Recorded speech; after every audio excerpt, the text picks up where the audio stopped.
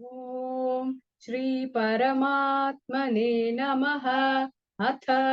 सप्तमोऽध्यायः ज्ञान विज्ञान योगः। श्री भगवानुवाच मय्यासक्तमनः पार्थ योगैर्युञ्जन्मदाश्रयः असंशयं समग्रं माम् यथा ज्ञास्यसि तच्छृणु। ज्ञानन्तेऽहं सविज्ञानम् इदं वक्ष्याम्यशेषतः। यज्ञात्वा नेह भूयोऽन्यत् ज्ञातव्यमवशिष्यते। मनुष्याणां सहस्रेषु कश्चित् यतति सिद्धये यततामपि सिद्धानां कश्चिन्मां वेति तत्त्वतः। भूमिरापो नलो वायुः खं मनो बुद्धिरेव च अहङ्कार इति यं मे भिन्ना प्रकृतिरष्टधा। अपरेयमितस्त्वन्यां प्रकृतिं विद्धि मे परां जीवभूतां महाबाहो ययेदन्धार्यते जगत्। एतद्योनीनि भूतानि सर्वाणीत्युपधारय अहं कृत्स्नस्य जगतः प्रभवः प्रलयस्तथा मत्तः परतरं नान्यत् किञ्चिदस्ति धनञ्जय। मयि सर्वं प्रोतं सूत्रे मणिगणा इव रसोऽहमप्सु कौन्तेय प्रभास्मि शशिसूर्ययोः प्रणवः सर्ववेदेषु शब्दः खे पौरुषं नृषु पुण्यो गन्धः पृथिव्यां च तेजश्चास्मि विभावसौ जीवनं सर्वभूतेषु तपश्चास्मि तपस्विषु बीजं मां सर्वभूतानां विद्धि पार्थ सनातनम् बुद्धिर्बुद्धिमतामस्मि तेजस्तेजस्विनामहम् बलं बलवतां चाहं कामरागविवर्जितम् धर्मा विरुद्धो भूतेषु कामोऽस्मि भरतर्षभ। ये चैव सात्विका भावाः राजसास्तामसाश्च ये मत्त ये वेति तान् विद्धि न त्वहन्तेषु ते मयि त्रिभिर्गुणमयैर्भावैः येभिः सर्वमिदं जगत् मोहितं नाभिजानाति मामेभ्यः परमव्ययम् दैवी हेषा गुणमयी मम माया दुरत्यया मामेव ये प्रपद्यन्ते मायामेतान्तरन्ति ते न मां दुष्कृतिनो मूढाः प्रपद्यन्ते नराधमाः माययापहृतज्ञानाः आसुरं भावमाश्रिताः चतुर्विधा भजन्ते मां जनाः सुकृतिनोऽर्जुन आर्तो जिज्ञासुरर्थार्थी ज्ञानी च भरतर्षभ तेषां ज्ञानी नित्ययुक्तः एकभक्तिर्विशिष्यते प्रियो हि ज्ञानिनोत्यर्थम् अहं स च मम प्रियः उदाराः सर्व एवैते ज्ञानी त्वात्मैव मे मतम् आस्थितः स हि युक्तात्मा मामेवानुत्तमां गतिम् बहूनां जन्मनामन्ते ज्ञानवान् मां प्रपद्यते वासुदेवः सर्वमिति समहात्मा सुदुर्लभः कामैस्तैस्तैर्हृतज्ञानाः प्रपद्यन्तेऽन्यदेवताः तन्तन्नियममास्थाय प्रकृत्या नियता स्वया यो यो यायां तनुं भक्तः श्रद्धयार्चितुमिच्छति तस्य तस्याचलां श्रद्धां तामेव विदधाम्यहम् सतया श्रद्धया युक्तः तस्याराधनमीहते लभते च ततः कामान् मयैव विहितान् हितान् अन्तवत्तु फलं तेषां तद्भवत्यल्पमेधसाम् देवान् देवयजो यान्ति मद्भक्ता यान्ति मामपि अव्यक्तौ व्यक्तिमापन्नं मन्यन्ते मामबुद्धयः परं भावमजानन्तः ममाव्ययमनुत्तमम् नाहं प्रकाशः सर्वस्य योगमाया समावृतः मूढो यन्नाभिजानाति लोको मामजमव्ययम् वेदाहं समतीतानि वर्तमानानि चार्जुन भविष्यानि च भूतानि मां तु वेद न कश्चन इच्छाद्वेषसमुत्थेन द्वन्द्वमोहेन भारत सर्वभूतानि सम्मोहं सर्गे यान्ति परन्तप येषां त्वन्तगतं पापं जनानां पुण्यकर्मणां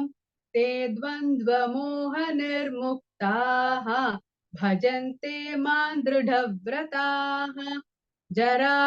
जरामरणमोक्षाय मामाश्रित्य यतन्ति ये ते ब्रह्म तद्विदुः कृत्स्नम् अध्यात्मं कर्म चाखिलम् साधिभूताधिदैवं मां साधियज्ञं च ये विदुः प्रयाणकालेऽपि च मां ते विदुर्युक्तचेतसः ॐ तत्सदिति श्रीमद्भगवद्गीतासु उपनिषत्सु ब्रह्मविद्याया योगशास्त्रे श्रीकृष्णार्जुनसंवादे ज्ञानविज्ञानयोगो नाम सप्तमोऽध्यायः सर्वधर्मान् परित्यज्य मामेकं शरणौ व्रज अहं त्वा सर्वपापेभ्यः मोक्षयिष्यामि मा शुचः ॐ श्री परमात्मने नमः अथ अष्टमोऽध्यायः अक्षरब्रह्म योगः अर्जुन उवाच किं तद्ब्रह्म किमध्यात्मम् किं कर्म पुरुषोत्तम अधिभूतं च किं प्रोक्तम् अधिदैवं किमुच्यते अधियज्ञः कथं कोत्र देहेऽस्मिन् मधुसूदन प्रयाणकाले च कथं ज्ञेयोऽसि नियतात्मभिः श्रीभगवानुवाच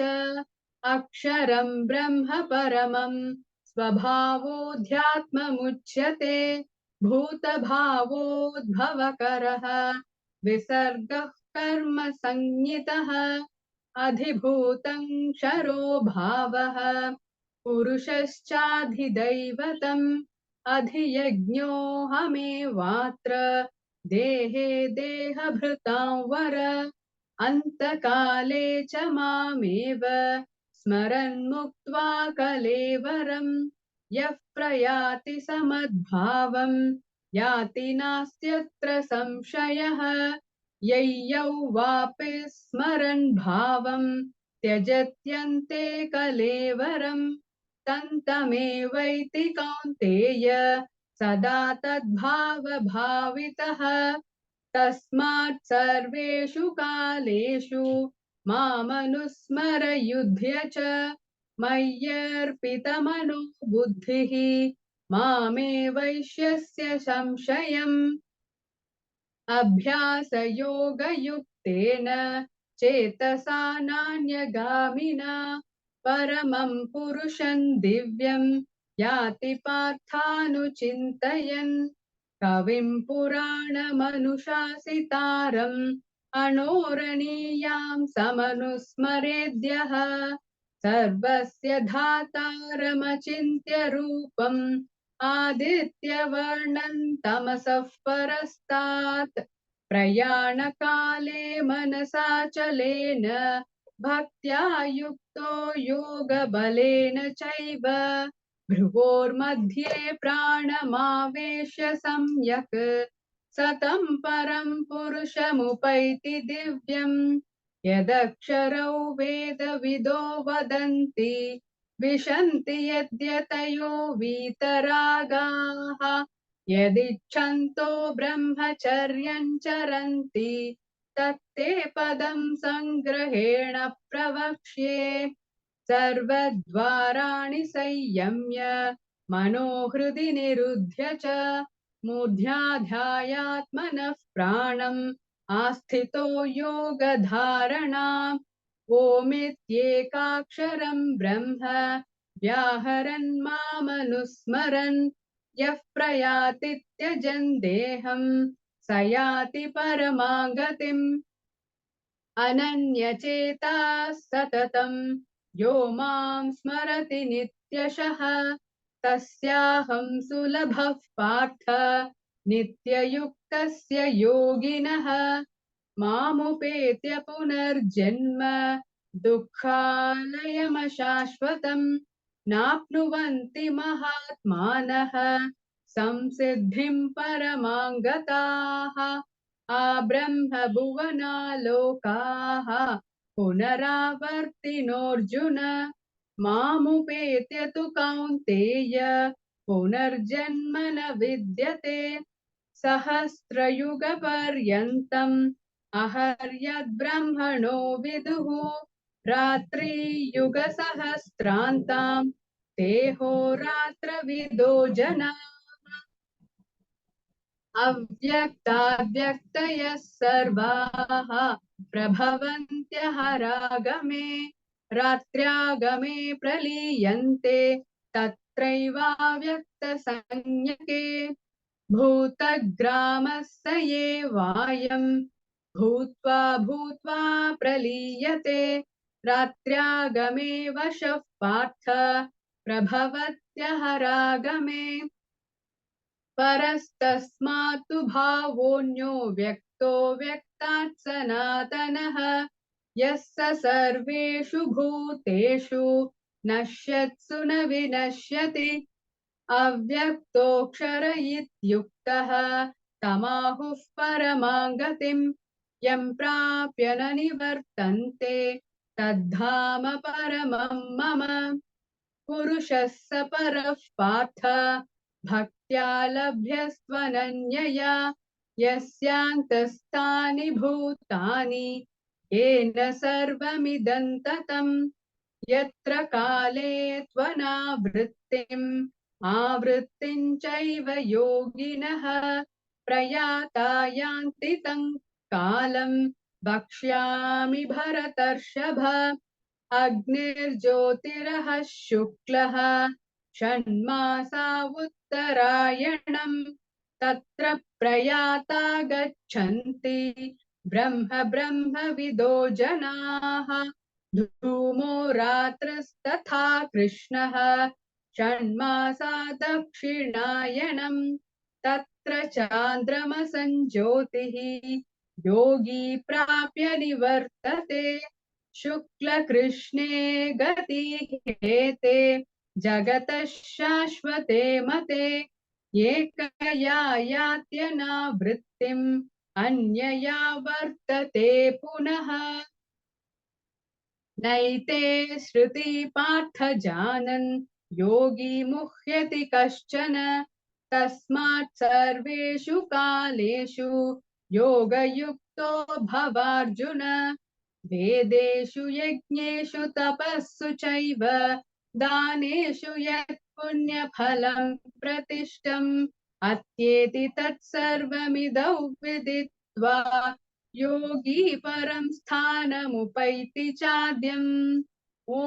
तत्सदिति श्रीमद्भगवद्गीतासु उपनिषत्सु ब्रह्मविद्याया योगशास्त्रे श्रीकृष्णार्जुन संवादे अक्षरब्रह्मयोगो नाम अष्टमोऽध्यायः। सर्वधर्मान् परित्यज्य मामेकं शरणं व्रज। अहं त्वा सर्वपापेभ्यो वक्ष्यामि मा शुचः।